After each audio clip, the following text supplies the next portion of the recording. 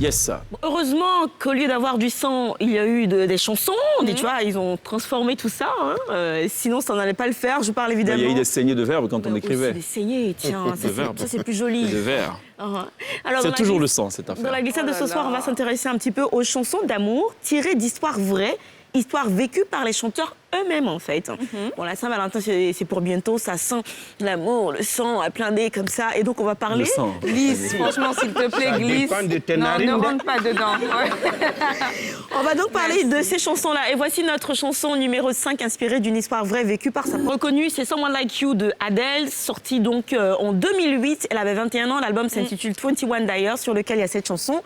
Elle sort d'une rupture très, très douloureuse, d'une relation d'1 an seulement, mais intense, fusionnelle, passionnelle, obsessionnelle.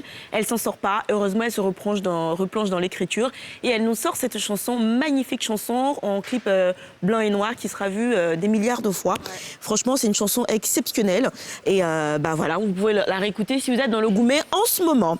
Notre chanson numéro 4. C'est gay, tiens. All of me loves all of you.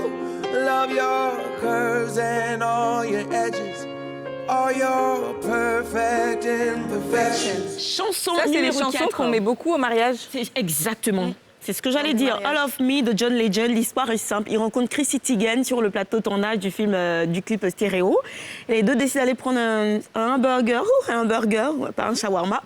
Et quand ils retournent, en fait, c'est dingue, c'est le coup de foudre. Ils se sont plus lâchés jusqu'aujourd'hui. Ils se sont mariés en 2013. La chanson est sortie en 2013. Il parle d'elle. Il y a des paroles trop fortes dans cette chanson. Il lui dit tout est beau en toi. Même quand tout n'est pas beau, c'est beau quand même, quoi. Et à un moment donné, si je peux me permettre, ils ont failli se séparer parce qu'il était en tournée. Ils avaient des emplois du temps assez compliqués, assez chargés tous les deux. Et donc, il lui a dit, écoute, voilà, on va se séparer, c'est trop. Ça a failli finir dans le sang. Non, pas du tout. Et du coup, elle, au téléphone, elle lui a dit absolument pas. Non. Il lui a dit si. Elle a dit non, je te laisse réfléchir et tu reviens sur ta décision demain. Et le lendemain, voilà. Et donc, ils ne sont pas séparés. Et puis, ça fait plusieurs années qu'ils sont magnifique couple. Ils passent par des épreuves. Là, ils ont perdu un enfant dernièrement. Oui, exactement. Mais ils arrivent vraiment à ressortir très fort de tout ça. Voici la chanson numéro 3. Tata, Bonica ya fama, oh tata.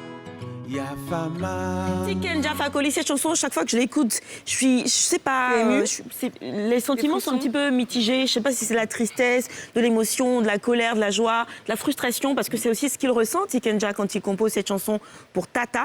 Ils vivent ensemble, il n'a pas de grands moyens, il doit se débrouiller un petit peu, enchaîner les petits boulots. Et les parents de Tata ne veulent pas de lui comme gendre.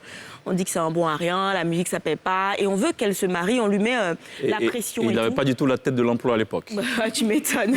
Actuellement, là, si ses mêmes parents le voient, ils vont l'appeler le beau des beaux. Malheureusement, Tata a cédé à la pression de ses parents. Elle a épousé une autre personne et elle est décédée quelques temps plus tard. En fait, Tiken, il lui demande pardon dans cette chanson parce qu'il a l'impression de lui avoir fait mal quelque part. Et voilà, c'est beau, c'est triste, mais bon, voilà. Il rajoute aussi qu'il y a eu d'autres prétendants.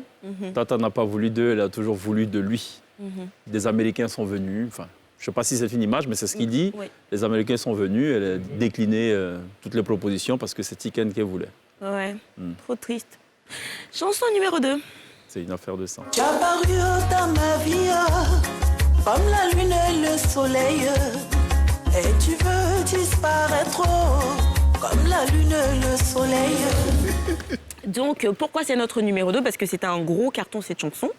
Le titre Fakalo, on a tellement insisté parce qu'on se disait, derrière un tel succès, il y avait forcément une histoire vraie. Et elle a fini par nous raconter l'histoire. Cette belle romance avec Aimé Chicago, qui finalement n'a pas résisté aux rumeurs, aux bruits de couloir. Ils ont dû se séparer. Ils gardent de très bons rapports, en tout cas. Mais j'ai lu quelque part que Aimé Chicago, en fait, il se revendiquait le Fakalo. Il était tellement content de savoir que c'était lui le Fakalo. Il a même donné le nom Fakalo à ses espaces de restauration et tout, à Abidjan, ainsi de suite. Mais en tout cas, on pense qu'elle est guérie de cette relation maintenant et qu'elle est en couple avec quelqu'un d'autre. D'accord. Très bonne chanson. Je sais que t'as pas un commentaire ? Non. Tout va très bien. Chanson numéro 1. Sweet, sweet, Fanta Diallo. Fanta Diallo. Sweet, sweet, Fanta Diallo. Fanta Diallo. Je pense que je devrais laisser chaque nous parler. On devrait On devrait Chèque nous raconter l'histoire de Fanta Diallo. Tu as un collab sur Alpha Blondy, Chèque? Non, allez-y, très cher. Alors, Fanta Diallo, c'est l'amour de jeunesse, l'amour de lycée de Alpha Blondy. Quand il commençait dans la musique, en fait, il a rencontré, il était en seconde, elle était en troisième. Il a décrit comme quelqu'un d'assez assez pieux. Très gentille, beauté candide, très consciencieuse aussi. Elle lui faisait ses devoirs de mathématiques alors que lui devait aller jouer en boîte de nuit à cette époque-là. Et ce serait elle-même qui aurait convaincu ses parents de l'emmener étudier aux États-Unis où il allait apprendre l'anglais, ainsi de suite.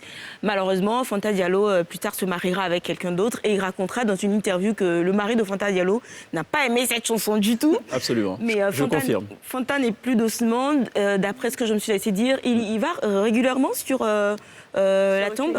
Oui. Il a fait bâtir une stèle où il va se recueillir régulièrement.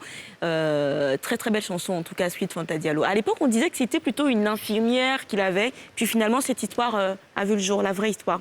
Très très jolie chanson. Il y a un dénominateur commun à toutes ces histoires. Adèle, succès interplanétaire. Tikenja, succès après une longue période de galère. Alpha Blondy, suite Fanta Diallo, c'est un véritable hymne à travers le monde. Fakalo, succès national, qu'on le veuille ou pas. John Legend, gros succès également.